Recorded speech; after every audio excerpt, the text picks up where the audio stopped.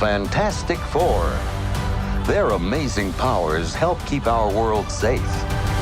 Welcome to Watch Mojo, and today we're counting down our picks for the most interesting bits of trivia you may not know about Marvel's first family. You're Mr. Fantastic, aren't you? That's so awesome. Number 10. Sue Storm was originally the Invisible Girl. As one of Marvel's most popular and iconic female heroes, Susan Storm's legacy as the Invisible Woman needs no introduction. Sue, she's always there. Or is she?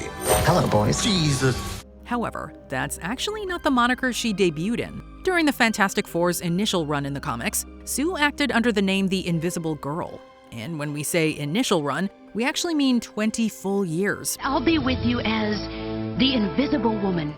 That's a third of the Fantastic Four's history. It wasn't until Sue had a nasty run-in with a mind-controlling villain that she finally shed her old name and matured into the hero we know her as today, the Invisible Woman. Number 9. The Fantastic Four movie you never saw. Even if you're a die-hard cinephile, there's one superhero film you probably haven't seen. Look at you. The Fantastic Four. Mainly because it was never released. After purchasing the film rights to the Fantastic Four in the 80s, low-budget filmmakers Roger Corman and Bernd Eichinger finally put the movie into production in 1992. Why don't you have a seat? So we can maybe work this out together.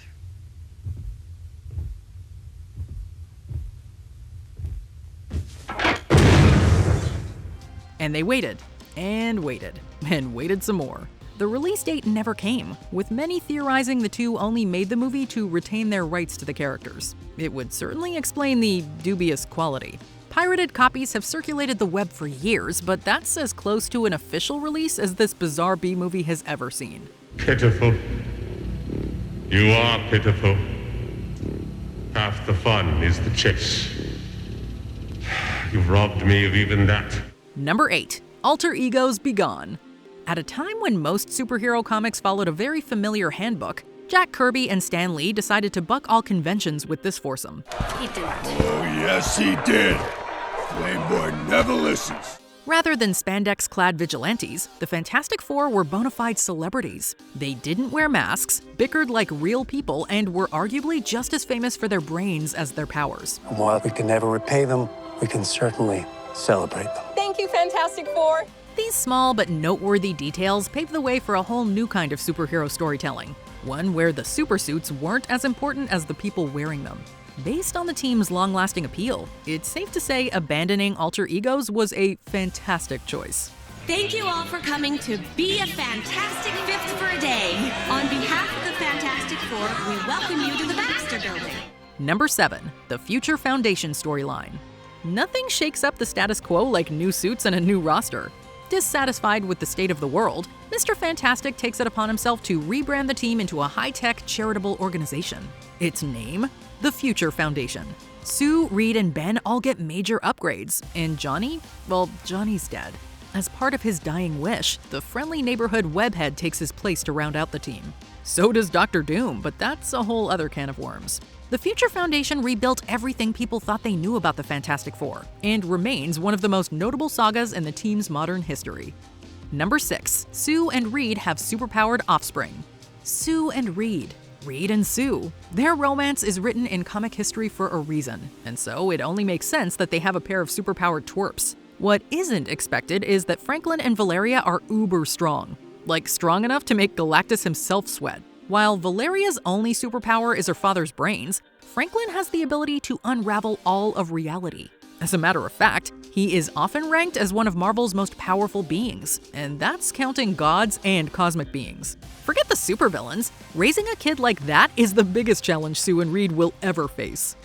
Number 5. A revolving roster. Across all of the Fantastic Four's mainstream appearances, the lineup has remained incredibly consistent. Famous around the world, please welcome the Fantastic Four. You've got the Invisible Woman, Mr. Fantastic, the Human Torch, and the Thing.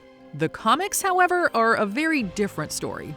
As strange as it is to hear, there have been more than 4 members of the team on multiple occasions. Everyone, I'd like you to meet Dr. Henry Pym, also known as Ant-Man. Hi there. Funny, I thought you'd all be taller. The most notable recruits include Spider-Man, Hulk, Ant-Man, Storm, Black Panther, and so many more. Occasionally, they even butt out mainstays like Sue and Reed. While the core four are still the most iconic, don't be surprised when you open a Fantastic Four comic and see a very different team inside. How's this? Hot stuff. You're cool.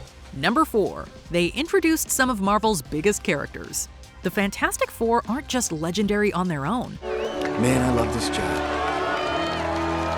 Job, huh? Well, we do have the suits. They're legendary because of how much they brought to Marvel canon.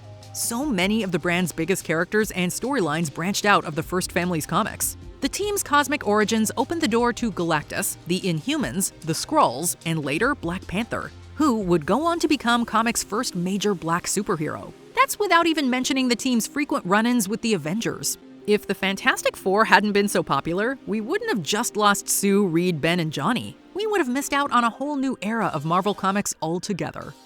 At last, the Black Panther's prey has arrived. Number 3. The Human Torch predates the Fantastic Four. Johnny Storm may be Sue's younger brother, but the Human Torch has been around a whole lot longer. Now picture that. But everywhere. It was everywhere.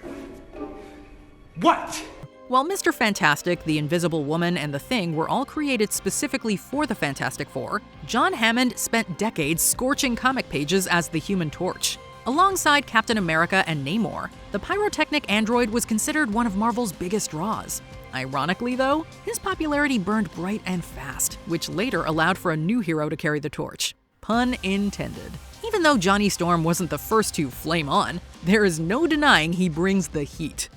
Oh my god, he's gonna say it. Oh my god, he's gonna say it! Say what? Avengers! Flame on! Sorry, what now? Number 2. The Fantastic Four were created by copying DC's homework. They don't call these guys Marvel's first family for nothing. They're extraordinary heroes, but they're an ordinary family. We make a point to do family dinner every week. Marvel's first family, the Fantastic Four. Until this foursome came along, most heroes were lone wolves with an occasional team-up. But after seeing high sales for DC's Justice Society of America, Marvel decided to try their own hand at a superpowered group. Thus, the Fantastic Four were born. That's what they're calling it. The Fantastic Four. Cool. As it turned out, quadrupling the lead characters also quadrupled the success. The Fantastic Four was a smash hit, and despite the challenges of balancing so many characters, it emboldened Marvel into greenlighting even more ambitious crossovers. You may have heard of them, the Avengers.